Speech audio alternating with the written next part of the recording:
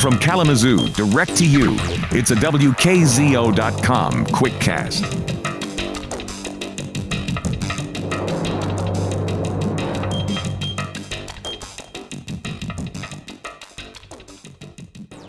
Mr. Chairman, as you and your subcommittee members are aware, the sorts of cuts that we are facing in the coming years without substantial and again inspired intervention by you and your colleagues in the State House and Senate will severely harm school children.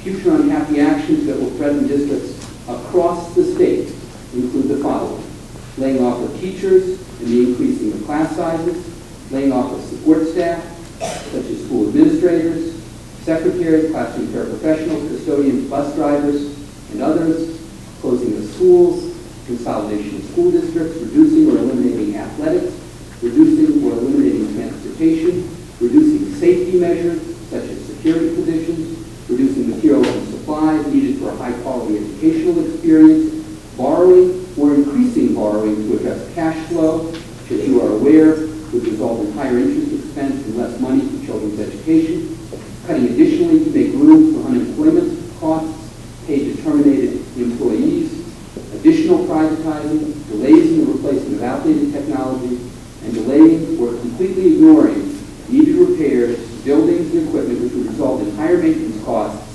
in the future, as well as safety issues.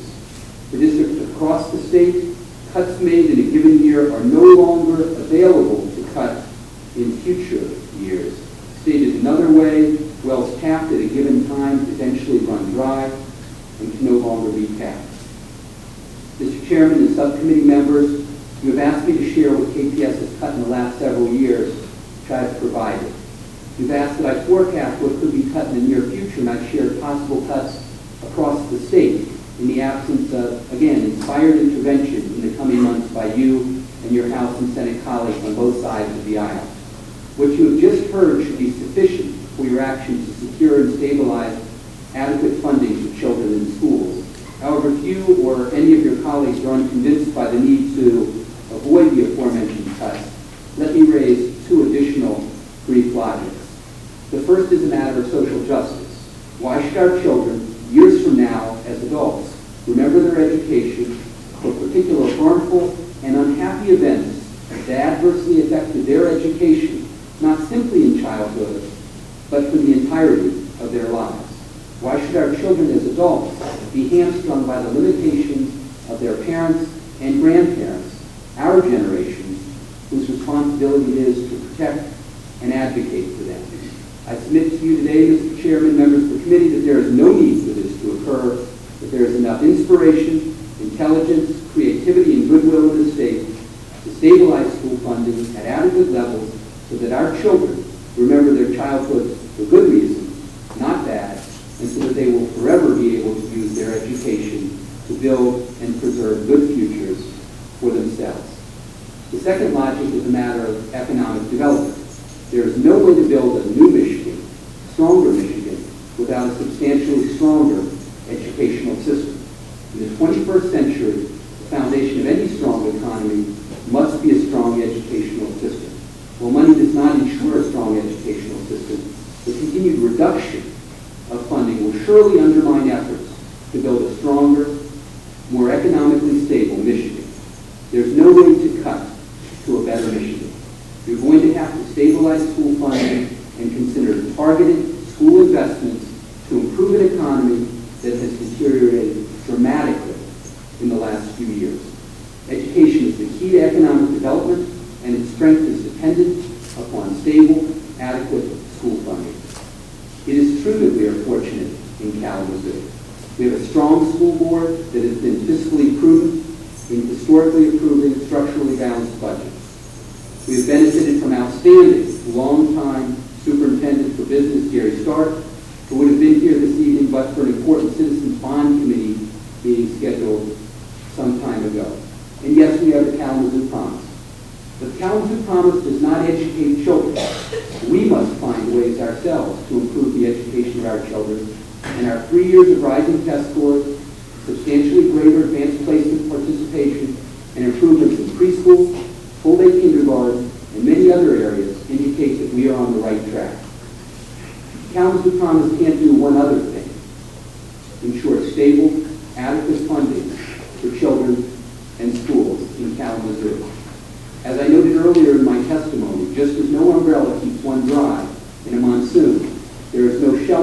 any district from the level of state budget cuts currently being discussed.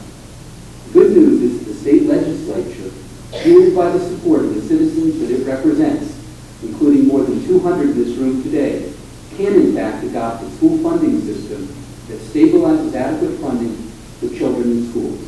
I know you are up to this critically important challenge. Young people's futures hang in the balance. Thank you.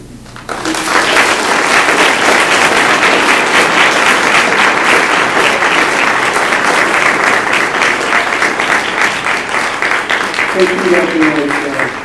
We appreciate one of the reasons that I wanted to come here was because Kalamazoo has, in many ways, led the charge in the state for providing advanced opportunities for students, and indeed we appreciate that.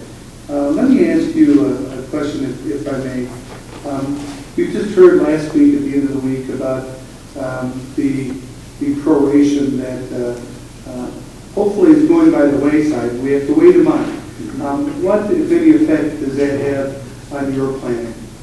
Sure. Well, we're in the middle of the school year, as you know, and we've made the determination that virtually regardless of what sort of cut we get this year, that cut is going to be addressed in the coming school year. That we're not going to alter class sizes and staffing ratios in the middle of the year. It's tremendously awkward. It's not vaguely helpful for school children and staff members who are bonding and working together to rise to higher student achievement levels.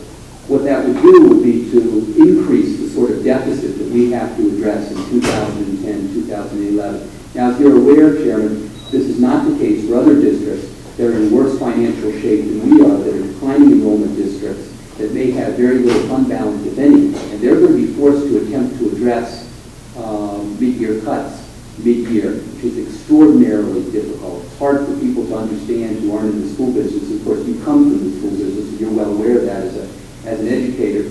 But so many people who aren't in the school business have trouble appreciating the fact that mid-year cuts aren't so easy to address.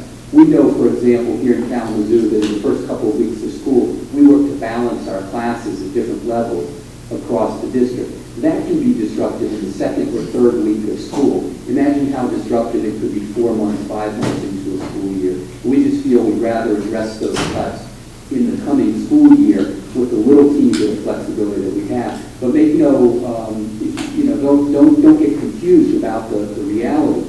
You can't run a deficit in perpetuity. You can, for a very brief period of time, use your fund balance to address that cut. But that's only for a few months, at which point you have to close that, or you run the risk of being a deficit district and getting taken over. Thank you. I want to also just stay there for a minute. You may have other questions. I want to introduce